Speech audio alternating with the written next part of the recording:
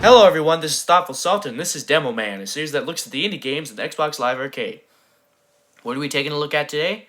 We are taking a look at a very well-designed puzzle platformer with a retro 16-bit style and chiptune-ish music. Gateways, everybody. So what is this game about? Well, it's about a scientist whose lab got broken into, and now he has to figure out what happened and solve the various puzzles in his way.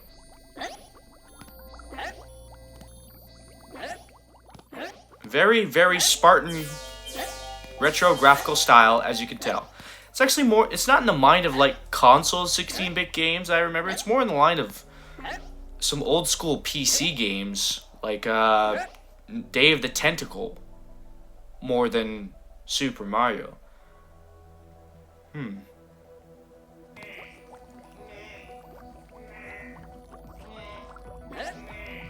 I can tell you right off the bat that this game actually controls kind of smoothly.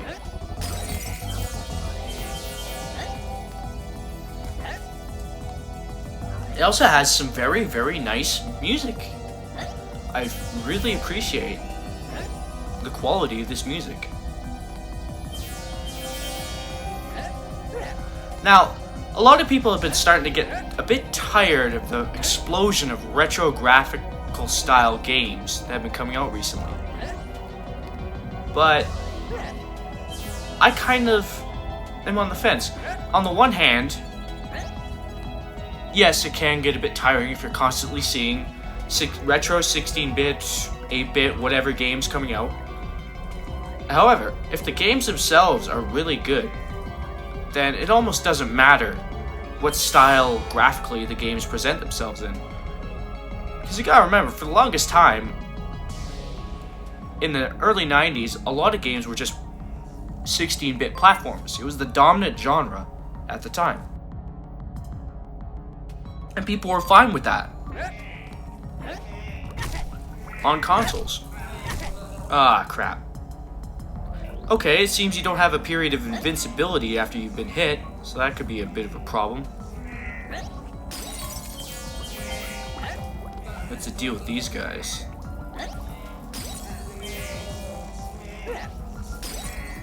Alright. Is he invincible?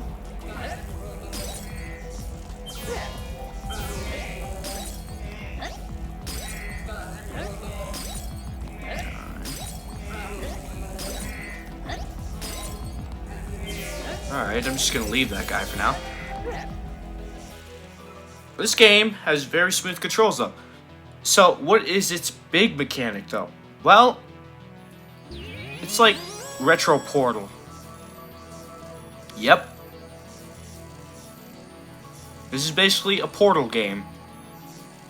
From the perspective of the scientists, who were the idiots that gave GLaDOS sentience in the first place.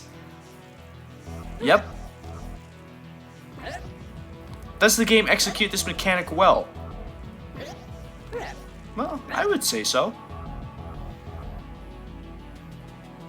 Now, it also has this questionable-ish mechanics, like you have to spend orbs in order to get hints at solving puzzles.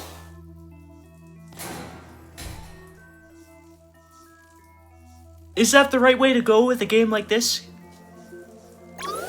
Where it seems that the only purpose for the orbs themselves is to provide hints for puzzles?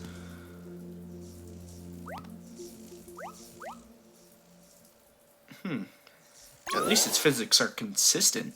Oh, come on.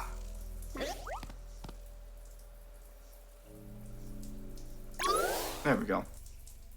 I'm gonna tell you right now that I actually rather like the style of this game. It has its own sense of purpose, of character.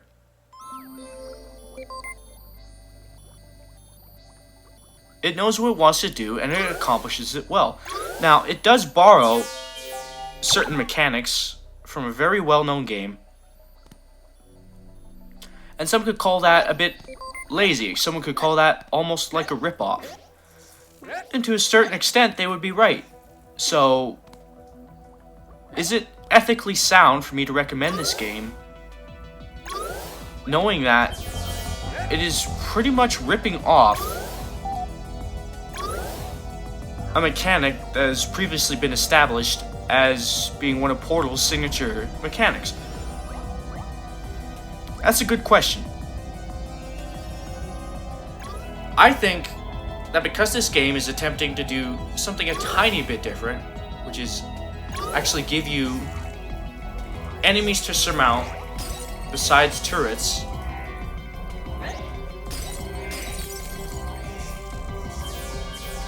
and its own graphical, musical style. I mean, this isn't as Spartan as Portal was, obviously.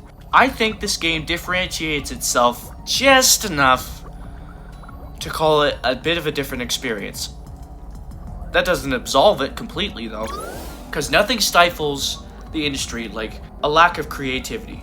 As of now, I can say that this game executes itself well enough. It's got great controls, everything's intuitive, it's got some puzzle elements that I very much appreciate. I like its music, I like its art design. I would, if this game hadn't come out after everyone had played Portal, then I would say that this game would warrant a purchase. As for now, I'm on the fence. I can't honestly say that you should outright buy this game. No matter how much I like it, it's still ripping off the concept in a very, very big way. This is its main mechanic. Portal's main mechanic was portals, obviously. Gateway's main mechanic is portals. So, it's up to you. If in watching this video, if you found that you like what this game has to offer in terms of its style, in terms of its mechanics, in terms of its puzzles, then by all means, go ahead. Purchase this game. If you do have ethical questions, then I would avoid this. This has been Thoughtful Salt taking a look at Gateways, available in the Xbox Live Arcade, and I'll see you next time.